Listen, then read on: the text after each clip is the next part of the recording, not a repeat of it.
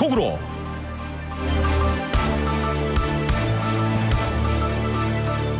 민주당 전당대회 이틀째인 어제의 스타는 바로 안녕 시카고라고 외치면서 무대에 오른 뒤 미국은 지금 새로운 챔피언, 새로운 이야기가 필요하다면서 카멀라 해리스 부통령을 지지해달라라고 호소한 버락 오바마 전 대통령이었습니다.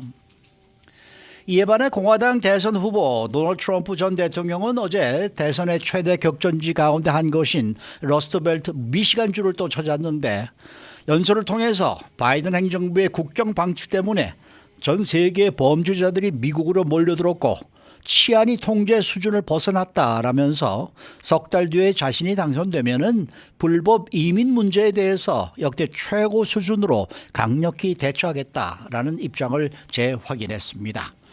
자, 봉화식 기자. 안녕하십니까? 이틀째 이어진 어제 민주당 전당대회 하이라이트. 단연 오바마 부부의 등장 아니겠습니까? 예, 그렇습니다. 먼저 영부인 미셸 오바마 여사가 20분 동안 카말라 해리스 부통령 지지를 호소하는 연설을 했습니다. Yes, she can. 그녀는 할 수 있다. 이렇게 외쳤는데 2008년 대선에서 남편인 오바마 신드롬을 낳았고 사상 첫 흑인 대통령을 만들었던 전설적인 선거 슬로건 Yes, we can. 이 캐치프레이즈를 16년 만에 다시 카피한 것입니다. 사상 처음으로 흑인 여성 대통령에 도전하는 해리스의 미래를 응원하겠다 이렇게 약속했는데 미셸 오바마 여사는 이어서 나랑 한 집에 같이 사는 남자를 소개하면서 나는 물러나겠다. 이 사람은 요즘도 아침마다 일찍 일어나서 나라 걱정하는 사람인데 44대 대통령인 버락 오바마입니다. 이렇게 남편을 소개하자 5분 동안 오바마에 대한 기립박수, 아주 뜨거운 함성이 이어졌습니다. 네, 바락 오바마 전 대통령의 연설 내용은 어떤 내용이었습니까? 미국이 지금 새로운 챔피언, 새로운 이야기가 필요하다고 강조를 했는데요. 오바마가 퇴임한 지 8년의 시간이 흘렀지만 여전히 녹슬지 않은 명연설 실력을 과시했습니다. 아주 말을 도박도박 잘했는데요. 누가 나와 아이들의 미래를 위해 싸울 것인지 한번 생각해봐라. 트럼프가 이 문제를 해결하기 위해서 잠을 희생하지 않을 것이라는 점은 내가 개런티할 수 있다. 그는 잠잘 것 다 자는 사람이다. 이렇게 꼬집었습니다.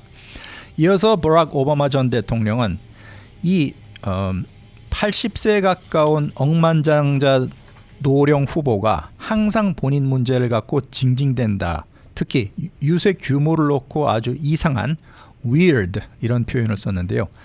괴상한 강박관념이 있는 것 같다 이렇게 꼬집었습니다.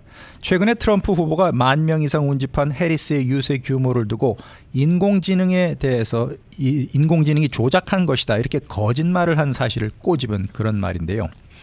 또 오바마 전 대통령이 이렇게 얘기했습니다.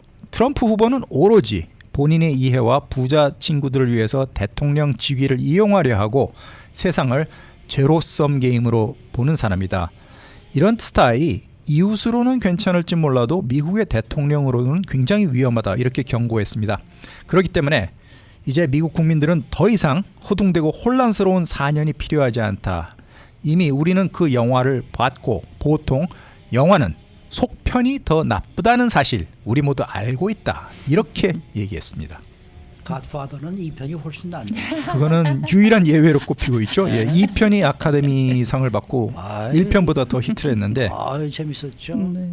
그러나저나 오바마 전 대통령도 보니까 머리가 허옇게 변하고 아주 정말 잘 늙어가고 있더라고요. 네, 40대 대통령이 됐었죠. 예. 네. 이 오바마 전 대통령 그리고 해리스 후보의 인연도 벌써 20년 전으로 거슬러 올라간다면서요? 두 사람이 젊은 시절부터 친분 관계를 유지해 왔습니다. 2004년 샌프란시스코 검사장으로 재직하던 해리스가 상원 의원이던 오바마가 캘리포니아주에서 주최한 선거 자금 모금 행사를 도와준 것이 시발점이 됐는데요. 흑인 정치인, 혼혈 가정 출신, 부모의 이혼, 법학을 공부했다. 이런 공통점이 두 사람이 많았다는 것입니다. 그렇기 때문에 서로 의지하면서 빠르게 가까워졌는데 지금까지도 끈끈한 동지적 관계를 이어오고 있고 2008년 대통령 선거 경선에서 힐러리 클린턴 후보가 대세론 속에서 그 해리스가 그때 오바마를 지지했습니다. 아하. 그런 해리스의 그 선견 지명이 적중을 했죠. 오바마가 힐러리를 그 민주당 경선에서 눌렀으니까요. 그리고 20년이 지난 지금에서는 오바마가 해리스에게 보답을 하고 있는 그런 상황입니다. 이번 선거 캠프에서도 오바마를 2번이나 당선시켰던 아주 경험 많은 보호자진들이 대거 해리스 캠프에 합류한 그런 상황입니다. 네, 시카고 하면은 뭐 민주당의 텃밭이기도 하지만 오바마 전 대통령의 정치적인 고향이다라고 할 수 있는 그런 지역 아니겠습니까? 네, 민주당 전당대회가 그 민주당 텃밭 오바마의 정치적 고향 시카고에서 지금 목요일까지 열리고 있는데요. 네. 시카고의 로펌에서 그 동료인 미셸 여사를 만나서 1992년에 결혼을 했는데 이 시카고라는 도시가 갖는 의미가 아주 오바마 부부에게도 굉장히 남다릅니다.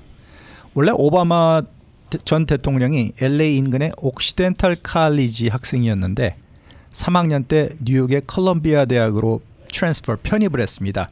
그리고 그 이후에는 시카고에서 사회운동을 시작했는데 하버드 법대를 졸업하고 맨하탄에 있는 로펌 스카우트 J까지 오바마가 뿌리치고 시민운동을 하기 위해서 시카고로 다시 돌아왔습니다. 그리고 이 일리노이주에서 상원의원을 지내고 2004년에는 일리노이주 연방 상원의원 선거에서 오바마가 당선이 됐습니다. 그리고 그 이후 4년 만에 또 헌정사상 첫 흑인 대통령이 됐는데 이런 이유에서 시카고는 오바마에게 굉장히 중요한 곳이고 그 이번 전당대회 현장에서도 대의원들과 당원들이 오바마는 우리 시카고가 키웠다 이렇게 구호를 외치기도 했습니다. 그런데 사실 오바마보다 영부인 미셸 여사는 진짜 시카고가 고향입니다. 시카고에서 태어났기 때문인데요. 흑인 중산층 가정에서 그 아버지가 민주당 지역구 지구당 담당자까지 역임했습니다.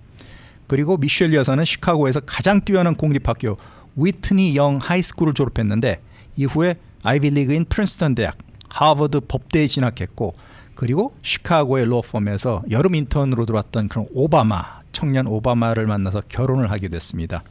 그리고 그 당시 이 로펌의 변호사 중에 흑인은 이 두 사람뿐이었다고 합니다. 그렇기 때문에 미셸 오바마 여사는 친척들로부터 너는 왜 흑인 특유의 어투를 쓰지 않고 백인 억양으로 말하냐 이런 말까지 들었다고 하는데요. 이 부부 모두 고등학교 때 어퍼머티브 액션 덕분에 아이비리그에 합격할 수가 있었다는 것입니다. 그 두 사람의 성적 가지고 한인들은 절대로 꿈도 못 꾸는 그런 성적. 그렇게 아주 올레이 스튜던트는 아니었는데 어퍼머티브 액션의 수혜를 많이 받다는 그런 얘기입니다. 그때 한인들도 유색 인종인데도 그 혜택을 받지 못했나요? 그때 당시에? 같은 유색 인종이지만 지금까지도 아시안 중에서도 인도, 한국, 중국계 미국 학생들은 어퍼머티브 액션 중에서도 흑인이나 히스패닉, 아메리칸 인디언들보다 훨씬 그 혜택이 적습니다. 우선 어플라이 하는 사람의 숫자가 다르잖아요. 흑인들은 적고 아시안들은 많잖아요. 아, 그 차이가 그런 것도 있는 있네요. 거죠. 숫자가 많아서. 네. 그러니까 솔직히 한국 학생들 중에서 공부 잘하는 학생들은 어퍼머티브 액션이 싫다는 거 아닙니까? 그렇죠. 네. 그러니까 그거 차라리 없었으면 좋겠다라고 네. 실력대로만 들어가자라는 학생들이 많은 거죠. 제 주위에는 또 어퍼머티브 액션 덕분에 명문대 들어간 학생이 몇몇 있어가지고요. 참 네, 그런 게 다 역사죠. 뭐. 맞습니다, 네. 맞습니다. 네. 또 어제 연사로 나온 사람들 중에는 과거 트럼프 편이던 공화당 사람들도 상당히 많이 나와 있어요. 네, 공화당 측에서는 배신자라고 일컫는 사람들이었는데 그 트럼프 대통령 시절에 백악관 대변인을 지냈던 스테파니 그리시암이 어저께 연단에 올랐습니다. 트럼프 전 대통령의 핵심 언론 참모였는데 그 백악관 대변인 그리고 공보국장까지 거쳐서 영부인 멜라니아 여사의 비서실장을 지낼 정도로 아주 트럼프 공화당의 핵심 측근으로 통하는 인물이었는데 어제는 민주당 전당대회 연설자로 나왔습니다. 2021년 1월 달에 트럼프 전 대통령이 선동을 했고 극렬 지지자들이 자행을 한 의회 폭동 사건 이후에 반 트럼프 인사가 됐습니다. 그리시암 전 대변인은 이렇게 말했습니다. 물론 트럼프의 가족이 나의 가족이었고 나는 추수감사절, 크리스마스, 새해를 모두 트럼프 가족과 함께했다. 이렇게 친했다. 그런데 어느 날 병원 중환자실을 방문했을 때 트럼프 대통령은 카메라가 자신에게 초점을 맞추지 않고 환자들에게 초점을 맞춘다고 화를 낸 적이 있다. 그렇기 때문에 트럼프는 공감 능력이 없고 도덕과 진실성이 없는 사람이다. 이렇게 비판을 했습니다. 내가 대변인으로서 옆에서 봐서 잘 안다. 이렇게 주장을 했는데요. 그리시암 전 대변인은 또 트럼프에게 있어서 진실은 중요한 게 아니다. 사람들이 그것을 믿으면 충분한 것이라고 하는 사람인데 그 1월 6일 의회 폭동 사태 직후에 내가 멜라니아 여사에게 평화적 시위 권리는 있지만 폭력을 위한 공간은 없다. 이런 트윗을 올려야 된다고 문자를 보냈지만 멜라니아 여사가 단숨에 노라고 거절했다면서 이 사태 이후에 나는 공화당을 박차고 나온 첫 번째 공직자가 됐다는 것입니다. 네. 그런데 그리시암 대변인 말고도 존 자일스 애리조나주 메사 시장도 어저께 연설을 했는데 공화당 소속인데도 불구하고 이 트럼프라는 사람은 공직의 기본을 모른다. 아이들처럼 자신의 이익을 위해서만 일을 하는데 우리가 원하는 것은 백악관의 어른이 앉는 것이지 이 트럼프 같은 어린 사람이 취임을 해서는 안 된다. 이렇게 비판 연설을 했습니다. 네. 자, 여기에 질세라 공화당 트럼프 후보가 어제 경합주 미시건을 방문해 갔고요. 맹공을 퍼붓습니다. 트럼프 후보 역시 보고만 있지는 않았죠. 네. 대선 최대 격전지 가운데 하나인 러스트벨트의 미시간주를 방문했는데 조 바이든 행정부의 국경 방치 때문에 전 세계 범죄자들이 그리고 깡패 같은 사람들이 미국으로 대거 몰려들면서 범죄는 이제 통제 수준을 벗어났다 이렇게 주장을 했습니다. 그렇기 때문에 내가 11월에 대통령 선거에서 이기면 불법 이민 문제에 대해서 미국 역사상 유례 없이 초강경으로 대처하겠다 이런 입장을 다시 확인했습니다. 그 유세 지역은 디트로이트 외곽 작은 도시 하웰이라는 곳이었는데요. 경찰서 앞에서 트럼프 후보가 유세를 가졌습니다.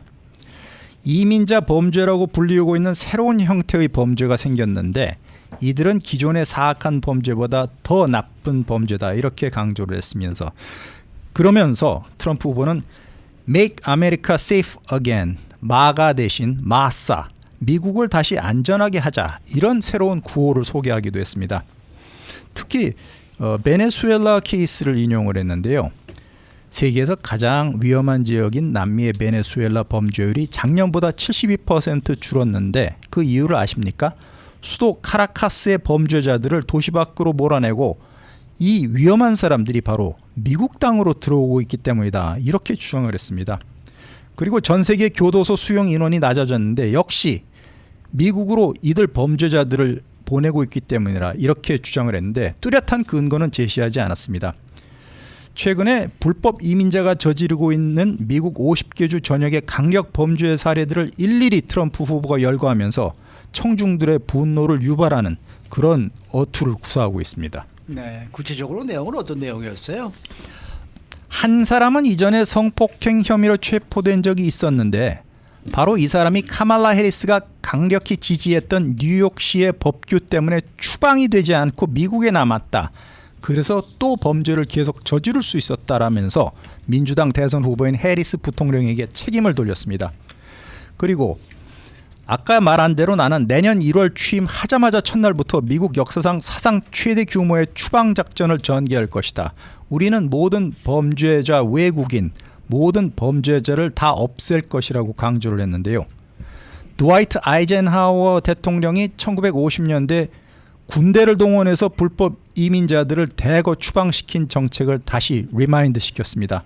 나의 작전은 그것보다 더 큰 규모로 이루어질 것이라고 아주 호언장담을 했는데요. 아주 그 불법 체류 한인분들도 뭐 여러 가지 사정으로 서류 미비자들이 많으실 것 같은데 이분들이 들으면 아주 섬뜩한 그런 공약이 아닐 수 없을 것으로 보입니다.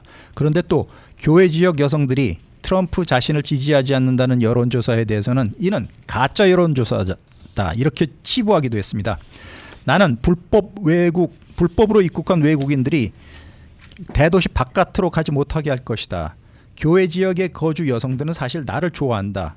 왜냐하면 나는 안전 문제에 신경을 쓰는 후보이기 때문에 우리는 그리고 이제까지 너무나도 많은 가짜 여론조사를 많이 봐왔다면서 자신이 불리하게 나온 그런 통계는 틀린 것이다. 이렇게 주장하기도 했습니다. 네. 자, 이런 가운데 제3후보로 출마한 무소속의 로버트 케네디 주니어가 독자 출마를 포기하고 트럼프 진영에 합류할 수도 있다. 뭐 이런 소식이 들리는데요. 정확하게 어떤 내용입니까? 네, 이 케네디 후보의 그 러닝메이트 부통령 후보가 니콜 셰너한 후보인데요. 그 어제 공개된 팟캐스트 매체 임팩트 시어리와 인터뷰를 가졌습니다. 이 케네디의 진로에 대해서 두 가지가 있다고 얘기했는데요. 한 가지는 계속 선거 운동을 11월까지 끝까지 계속하는 것이고 새로운 제3당을 창당하는 것인데 그것은 카말라 해리스 민주당 그 부통령에게 불리할 수 있기 때문에 두 번째 케이스를 고려하고 있다. 그것은 바로 대통령 선거 출마를 접고 트럼프에 가세하는 것이다. 그렇게 얘기를 했습니다. 그런데 그 맞대결 구도로 대선이 전개됐을 때 유권자들의 표심이 그 대선 중대 변수로 부상했는데 이 케네디의 표가 어디로 갈 것인지 아직 확실치 않습니다. 그런데 케네디 후보는 민주당에도 붙었다가 공화당과도 회담을 하면서 장관 자리를 달라. 그러면 내가 대선 후보에서 사퇴해서 돕겠다. 이렇게 말했기 때문에 유권자들부터 케네디 집안의 명예를 실추시키는 그 매관 매직, 자리를 놓고 이렇게 흥정을 하는 게 대통령 후보가 될 수 있냐 이런 비난을 받고 있는 그런 실정입니다. 요즘번에 누굽니까 이제 해리스 후보에게 장관직 주면은 내가 너 엔도스 해줄게라고 네네네. 오퍼했다가 거절당했다는 네. 보도를 우리가 하지 않았었습니까? 맞아요. 네. 그 얘기 내용인가. 기억나세요? 네. 네, 뉴욕 타임스가 최근에 보도했죠. 네. 그 지난달 13일 트럼프 전 대통령의 암살 시도가 끝난 지 실패로 돌아오니 몇 시간 뒤에 트럼프를 만났는데 트럼프를 지지하는 조건으로 자리를 받는 거래를 논의했다고 그 뉴욕 타임스에 이어서 워싱턴 포스트까지 보도를 맞아요. 했습니다. 네. 그 지금 초박빙 대결을 민주당과 공화당이 벌이고 있기 때문에 케네디 2세가 중도 하차할 경우에 그를 지지했던 표심의 향배가 대선의 승패를 좌우할 것은 확실시되고 있는데 그 대신 그 케네디 집안 이미지가 이 철없는 케네디 정말. 주니어 때문에 많이 훼손되고 있는 것도 글쎄 사실인 것 말입니다. 같습니다. 실망했다라는 분들이 꽤나 많으시더라고요. 네. 케네디 집안에서 쫓겨나야 될 그런 사람이 아닌가. 네. 수고 많으셨습니다. 봉화식 기자였습니다.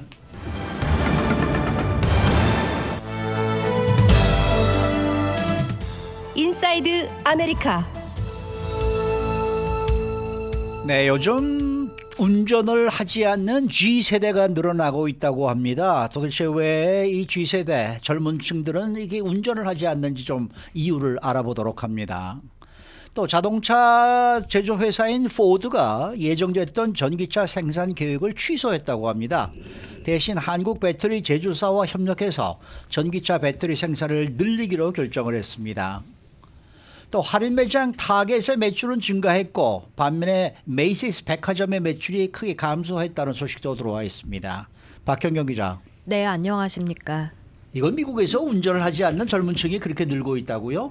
네, 월스트리트저널이 어제 이처럼 전했습니다.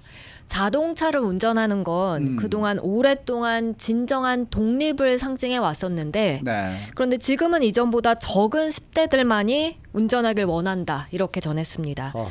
운전면허 소지자 중 19세 비율은요. 지난 1983년엔 87.3%였습니다. 네. 그런데 2년 전인 2022년엔 68.7%로 오. 감소했습니다. 거의 20포인트가 줄었네. 네, 그동안 꾸준히 이렇게 감소해왔다고 하는데요. 신문은 10대와 20대에게 운전의 가치란 다른 세대보다 크지 않다고 진단했습니다. 이들의 운전 선호도가 빠르게 낮아지고 있다는 뜻입니다. 이렇게 젊은 층이 운전을 안 하는 이유는 뭐예요?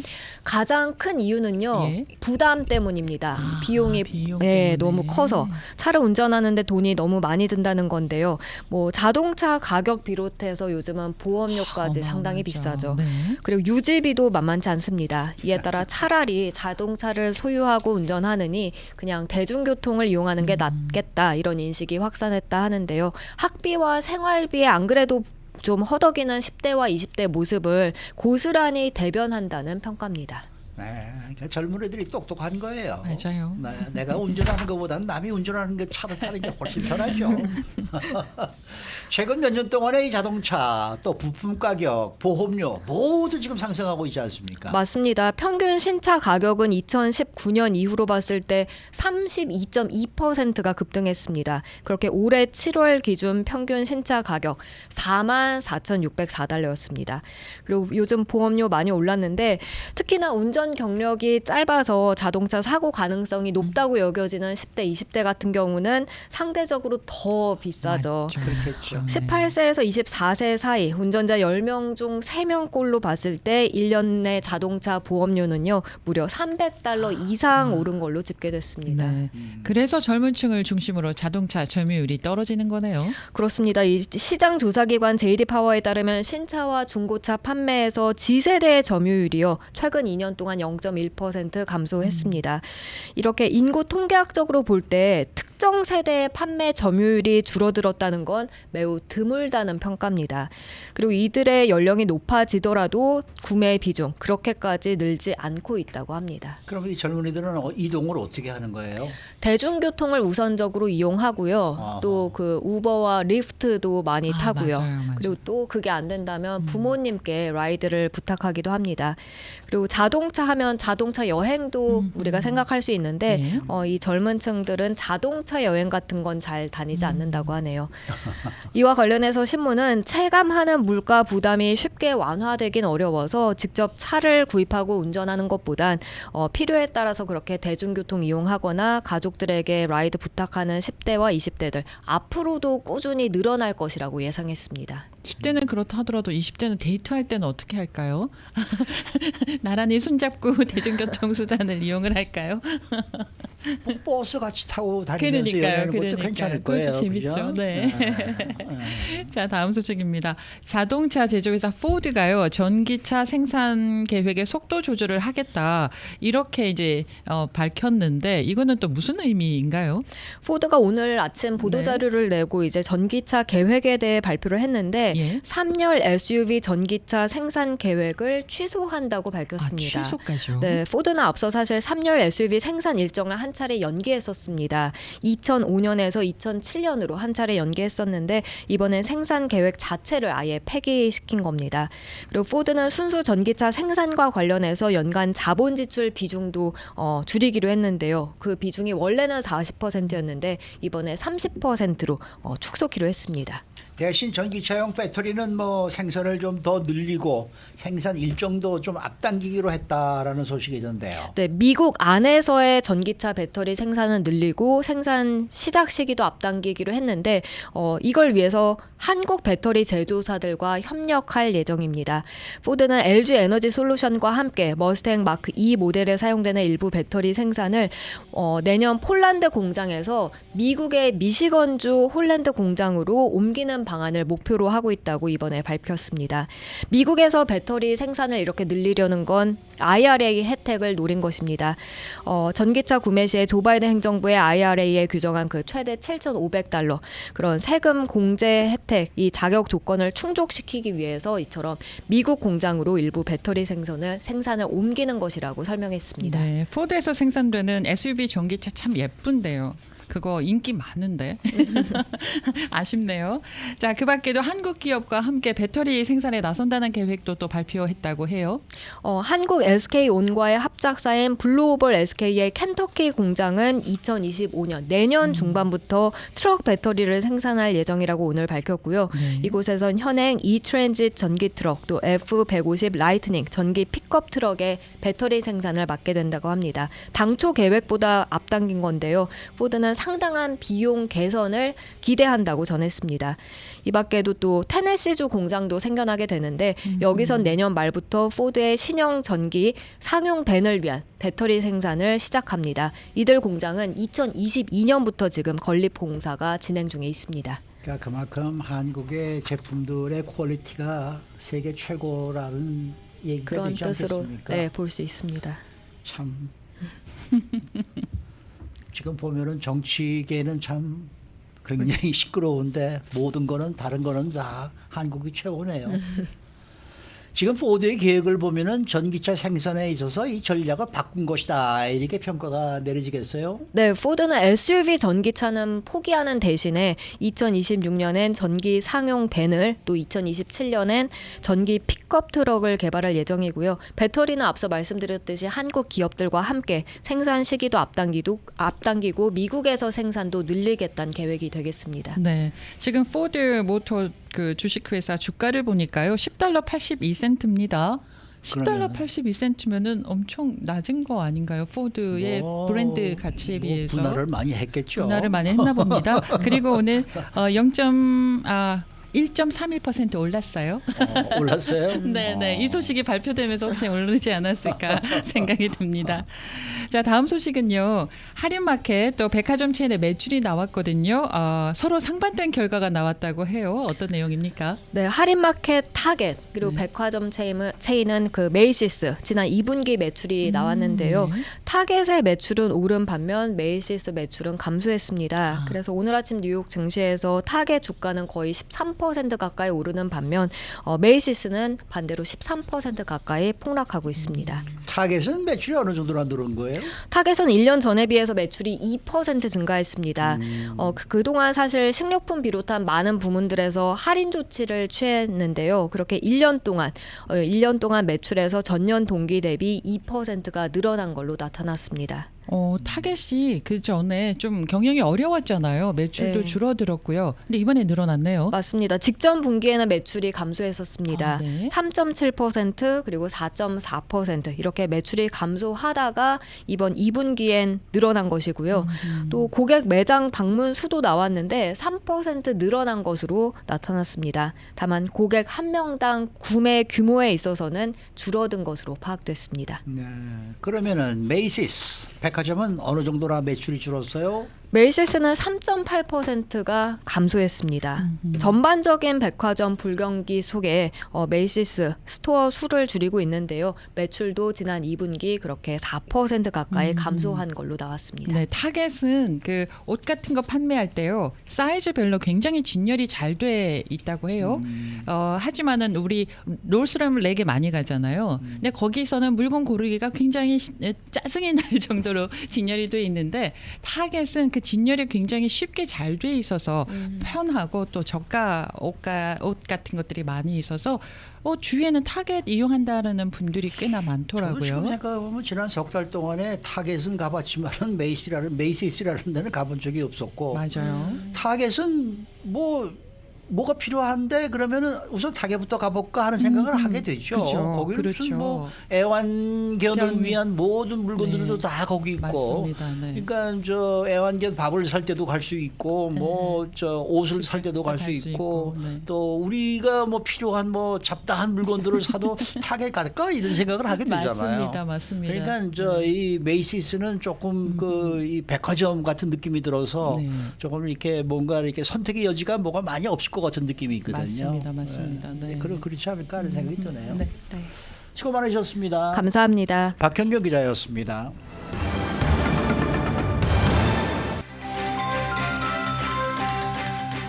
데일리 브리핑. 네, 워싱턴 한면택 특파원 함께합니다. 한 특파원 안녕하십니까? 네, 안녕하십니까. 워싱턴입니다. 네. 자, 저희 스튜디오에 사실은 TV가 한 대 큰 게 있는데 거기서는 이제 매일 거의 이 CNN을 저희가 지금 틀어놓고 있거든요. 근데 뭐 요즘 며칠 사이에 하도 이 민주당 전당대회 얘기만 나와서 오늘 아침에는 좀 이 팍스 쪽으로 좀 바꿔보니까 또 그쪽은 또 계속해서 트럼프와 또 밴스 얘기만 또 나오고 있네요. 이 미국의 방송국들도 너무 편파적으로 한쪽 편만 드는 것 같은 느낌이 들어서 말입니다. 네, 미국의 언론들은 뭐 아주 오래전부터 신문 같은 경우는 아주 뭐 사설로 글쎄 특정 후보를 말이에요. 지지 선언하지 않습니까? 네. 텔레비전도 뭐 분명히 방송들도 뭐 한국식으로 재단하면 안 되고요. 미국은 아주 대놓고 리버럴하고 민주당 맞아요, 편을 드는 맞아요. CNN 또 이 공화당 편을 드는 팍스로 갈라져 있다고 할 수 있습니다. 공중파들이 그나마 조금 중립을 좀 지키려고 맞아요, 하는데 맞아요. 공중파들도 상당 부분은 그래도 이제 진보와 보수로 좀 엇갈리고 있고요. 네. 대부분 그래도 보수 쪽에서는 ABC가 보수라고 그러는데 트럼프 쪽에서는 아주 가짜 뉴스라고 맨날 공격하고 있거든요. 네. 그리고 CBS가 조금 진보적인 것으로 보이는데 그렇다고 해서 공중파는 그래도 노골적으로 조금 낮죠. 어느 한쪽 편의 그런 것 목소리만 같아요. 내지는 않는 것으로 보입니다.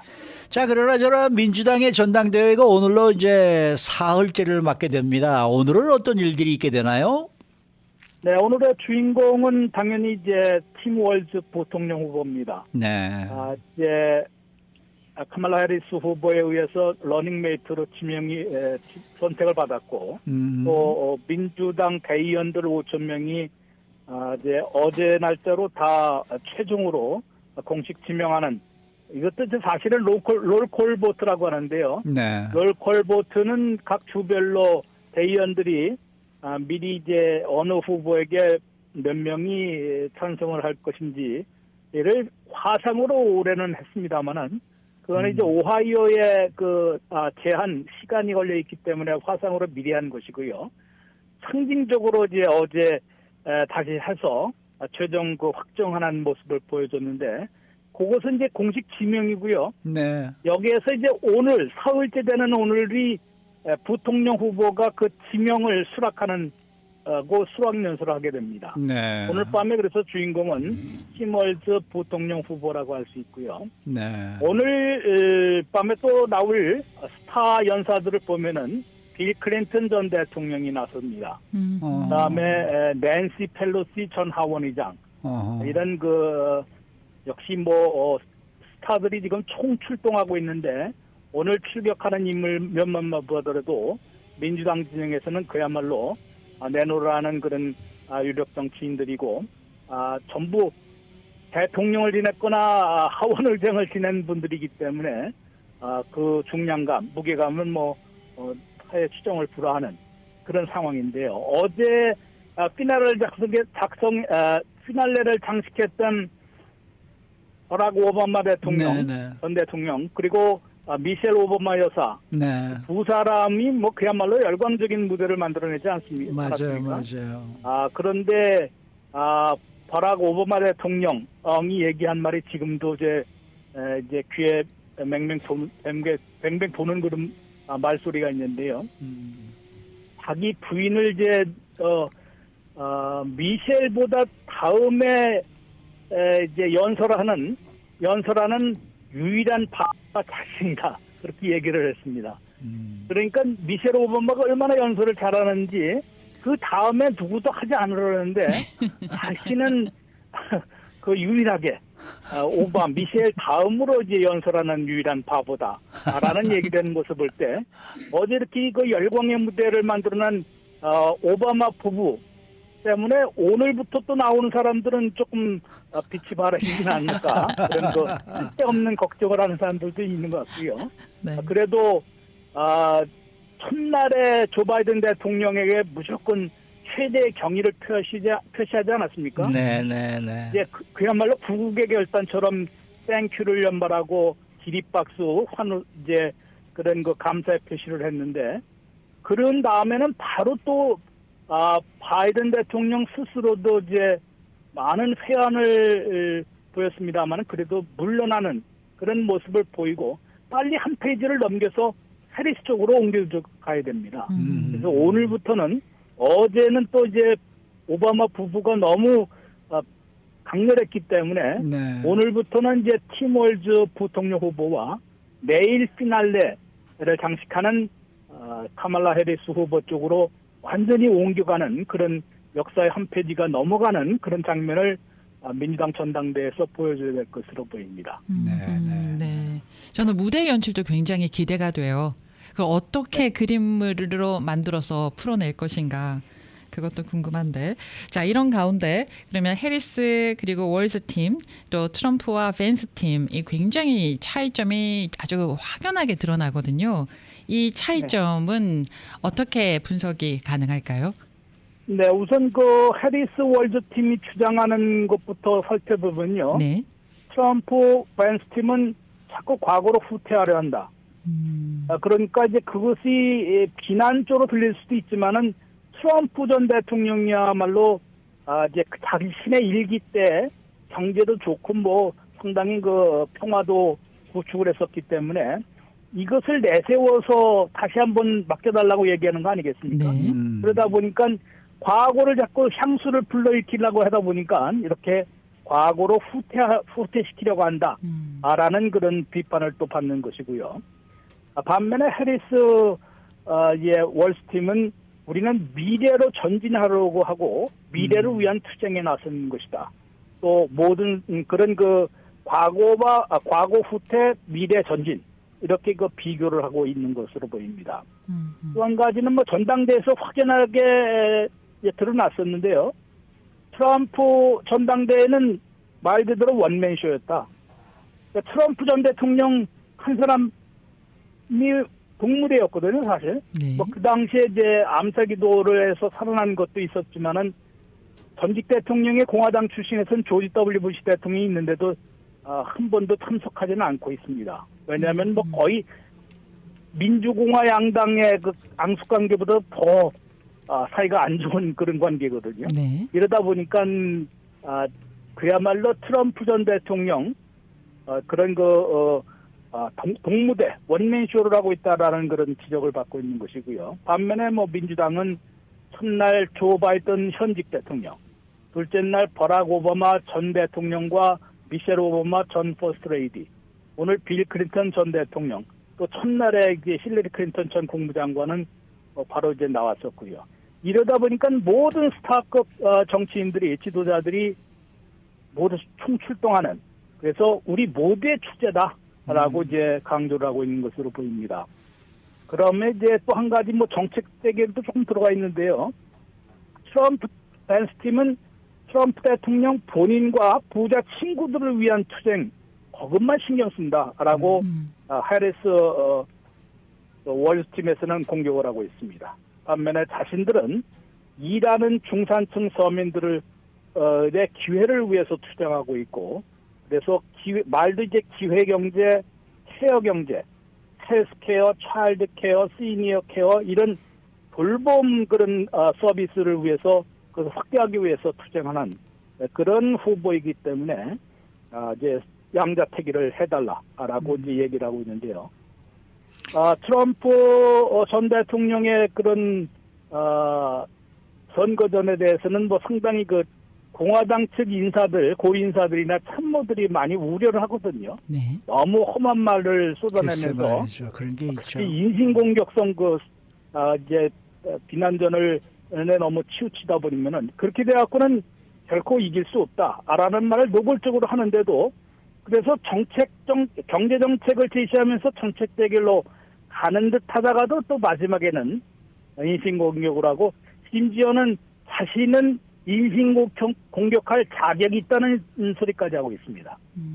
그다음에 어떤 것까지 얘기했냐면요. 지금 AI 기술을 이용해서 이게 생성된 그런 이미지, 테일러 스위프트의 이미지를 버젓이 자신의 소셜 SNS에 맞아요. 게시를 하고, 또 그 팬들이 있거든요. 그 네네. ST라고라는 팬들이 트럼프를 지지한다. 근데 뭐 지지하는 사람들도 분명히 있죠. 그렇지만 그걸 전체가 다 지지하는 것처럼, 그 다음에 또 자신은 거기다 코멘트를 했습니다. I accept. 그 지지 선언을 또 자기가 accept 했다는 식으로. 아니, 대통령을 지냈고, 대통령을 또다시 하겠다고 나선 사람이 이렇게, 어떻게 보면 허풍 아니면 과장 아니면은 거짓 주장, 이것을 계속 하다 보니까, 아마 참모들이 지금 소가리를 하고 있을 것 같은데요. 이렇게 해갖고 과연 이길 수 있겠느냐라는 그런 지적을 받고 있습니다. 네. 뭐 시간이 얼마 남지 않았습니다만은 뭐 어떻습니까? 이 뭐 트럼프 팀도 이렇게 그냥 저거 할 게 아니라 이제 반격에 나서지 않겠습니까? 그렇죠. 이제 뭐 어차피 지금은 어떻게 보면 관심을 네. 유지하기 위한 그런 이제 험한 말 또 비난전을 편 것으로 볼 수 있고요. 결국은 이제 각계 전투를 광고전이나 이제 그라운드 지상전을 포함해서 어디에서 지금 격전이 벌어지고 있냐면은 블루월로 꼽히는 세 개 주입니다. 펜실베니아, 어허. 미시간, 어허. 그다음에 위스콘신. 어허. 어제 민주당 후보들이 갑자기 그 위스콘신까지 가서 대규모 유세를 했거든요. 그랬어요. 그만큼 네. 블루월을 놓고 이곳을 차지하는 그런 후보가 대통령에 당선되고 부통령에 당선될 것이 분명하기 때문에. 네. 근데 지금 여기서 보면은 이 민주당 후팀이 상당히 그 기세를 올리고 있습니다만은 그것은 어디까지나 바이든 시대에 좀 많이 뒤쳐졌던 것에서 조금 만회를 급반등을 시킨 것이지 그렇다고 해서 트럼프 틈을 완전 따돌린 것은 아닙니다. 네. 그렇죠. 오차 범위 내이기 때문에 예, 예. 아직 이제 본격적인 승부는 지금부터 시작한다고 해도 과언은 아닌 것 같습니다. 네. 네. 오늘 말씀 잘 들었습니다. 네, 고맙습니다. 네, 워싱턴 한면택 특파원이었습니다.